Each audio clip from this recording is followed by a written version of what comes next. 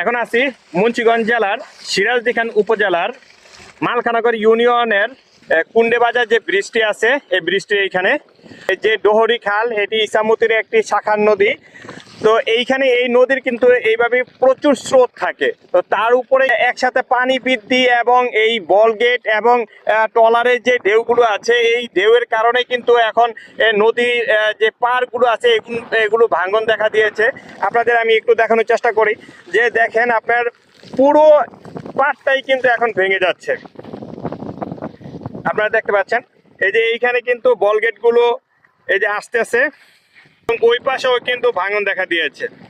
দেখেন এই পাশেও ভাঙন দেখা দিয়েছে এবং এই পাশ কিন্তু আস্তে আস্তে ভেঙে পড়ছে। আপনারা দেখতে পাচ্ছেন এই পাশটি গুলো যাচ্ছে, এই ট্রলারগুলোর যে ঢেউ, এই ঢেউগুলো কিন্তু এই পাড়ে আসতে পড়ছে এবং এই পাড়ের যে মাটিগুলো এগুলো পড়ে যাচ্ছে। তো আপনাদের জেনে রাখা ভালো যে এইখানে কিন্তু যে একটা রাস্তা রয়েছে, এই রাস্তাটি কিন্তু ঢাকা, টঙ্গিবাড়ি এবং মুন্সিগঞ্জ সদরে কিন্তু এই রাস্তাটি ব্যবহার করে যায়। তো এই রাস্তাটির কিন্তু পাশেই কিন্তু আপনারা দেখতে পাচ্ছেন এই নদীটি। এই নদীর কারণে কিন্তু এইখানে একটি যে বেলি ব্রিজ আছে, এই বেলি ব্রিজটা ঝুঁকিপূর্ণ অবস্থায় আছে এবং এই রাস্তার এই ব্রিজের সাথেই কিন্তু আপনারা দেখতে পাচ্ছেন যে মাটি সরে যাচ্ছে। সেক্ষেত্রে কিন্তু এই রাস্তা ধস কিন্তু খুবই কঠিন হবে।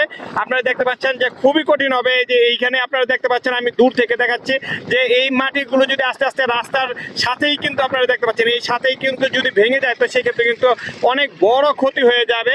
তখন কিন্তু এই পুরো রাস্তাটি আবার করতে হবে। তো আপনাদের আমি দেখানোর চেষ্টা করছি এই যে বল গেটগুলো, এবং দেখেন এই বল গেটগুলোর কারণে কিন্তু বড় বড় ঢেউ হয়। এখানে যে কৃষকের যে সবজিগুলো আছে দেখেন এই যে এইগুলো কিন্তু আস্তে আস্তে ভেঙে পড়ছে, আপনারা দেখতে পাচ্ছেন। তবে এইখানে দেখা যাচ্ছে যে জিও ব্যাগগুলো নিয়ে আসা হচ্ছে এবং এগুলো এইখানে যে বালিগুলো এই জিও ব্যাগ ভর্তি করা হচ্ছে। তবে এই জিও ব্যাগ ভর্তি করার যে বিষয়টি এইগুলো এখন কিন্তু আমার চোখে পড়তেছে না, তবে বৃষ্টির কারণে হয়তো বা থেমে আছে। কিন্তু এইখানে যে ঢেউয়ের কারণে যে ভাঙন দেখা দিয়েছে, এখন যদি জিও ব্যাগগুলো যদি না দেওয়া হয় তো সেক্ষেত্রে কিন্তু পরবর্তীতে বড় ধরনের ক্ষতির আশঙ্কা রয়েছে।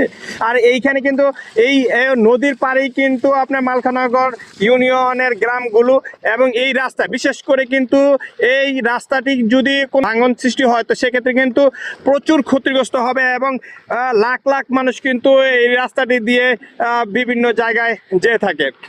তবে এইখানে যদি এখনই জিও ব্যাগ না দেওয়া হয় তো সেক্ষেত্রে কিন্তু এই রাস্তাটি ধসে পড়ার আশঙ্কা রয়েছে। এবং এই রাস্তাটি কিন্তু ওই পাশে কিন্তু টঙ্গিবাড়ি এবং এই পাশে সিরাজদিখান। বর্ষার শুরুতেই যদি এই